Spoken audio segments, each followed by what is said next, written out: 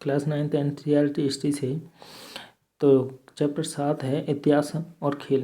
Cricket की कहानी किस प्रकार से है, आइए समझते हैं कि औद्योगिक क्रांति का क्रिकेट पर क्या प्रभाव पड़ा। तो इसने क्रिकेट का समय निश्चित करने में बड़ी भूमिका निभाई थी, क्योंकि अब लोगों को घंटों, दिहाड़ी या हफ्ते के हिसाब से या दिन के हिसाब से पैसे मिलने लगे थे। भारत की पहली क्रिकेट क्लब कौन सी थी और वह कहाँ स्थापित हुई?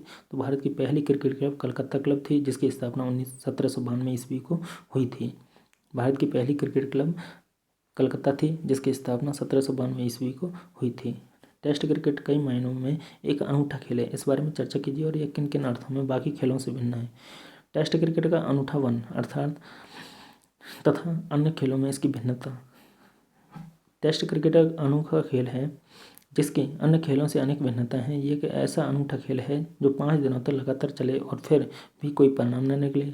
फुटबॉल और हॉकी जैसे अन्य आपसी खेल कुछ घंटे ही चलते हैं और उनका कोई ना कोई नतीजा अवश्य निकल जाता है। इस खेल में खिलाड़ियों को अपना अनुभव और हुनर दिखाने का पूरा मौका मिलता है। अन्य खेलों के मुकाबले खेल लंबा चलने में रोमांच बढ़ जाता है और इस खेल में कितने उतार चढ़ाव देखने को मिलते हैं, जिससे दर्शकों का उत्साह बढ़ जाता है।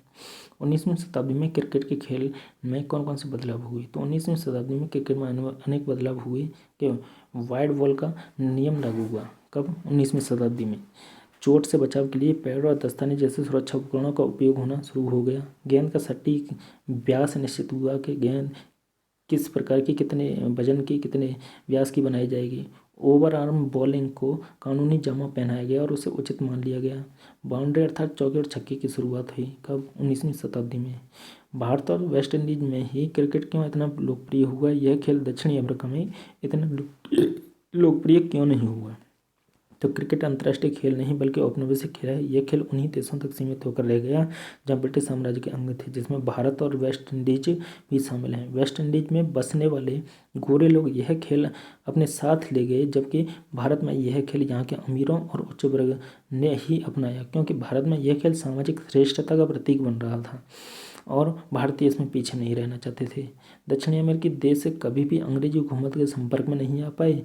ये देश फ्रांस और हॉलैंड आदि देशों के अधीन रहे, जहाँ क्रिकेट फल फूल नहीं पाया।